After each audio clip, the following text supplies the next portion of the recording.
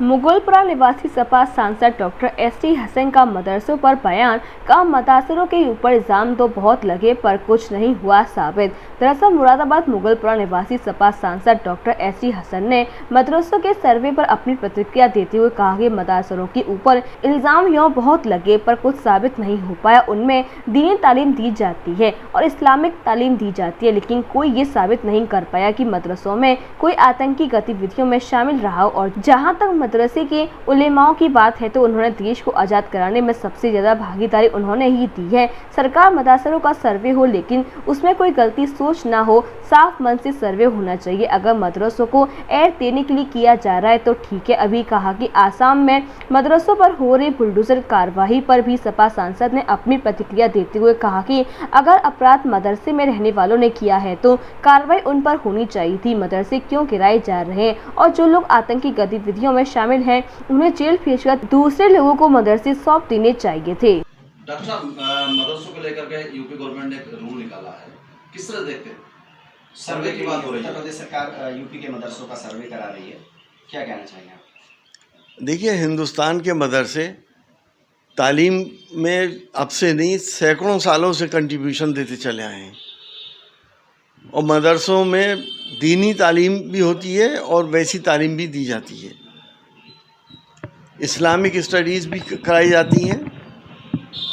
मदरसों के अंदर इल्ज़ामात बहुत लगे मदरसों के ऊपर, लेकिन आज तक कोई साबित नहीं हो सका कि मदरसों के अंदर कोई आतंकवादी पल्ले हो या आतंकवादी गतिविधि हो रही हो।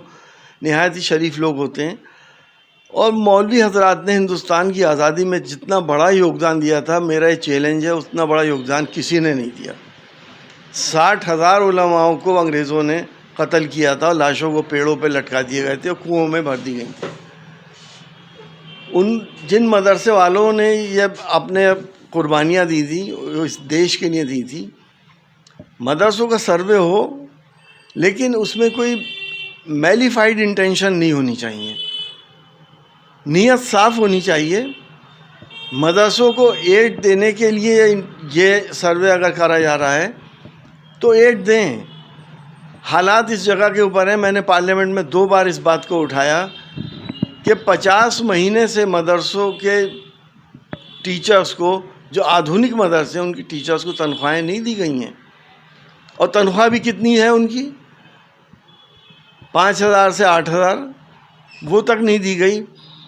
तो हम तो ये डिमांड करते हैं उत्तर प्रदेश सरकार से कि अगर आप सर्वे करा रहे हैं तो सर्वे के बाद इन मदरसों को रिकॉग्निशन के बाद इनको एड भी दी जाए और यहाँ पे अच्छी तालीम का भी इंतज़ाम होना चाहिए और इस्लामिक तालीम के में कोई भी रुकावट नहीं आनी चाहिए।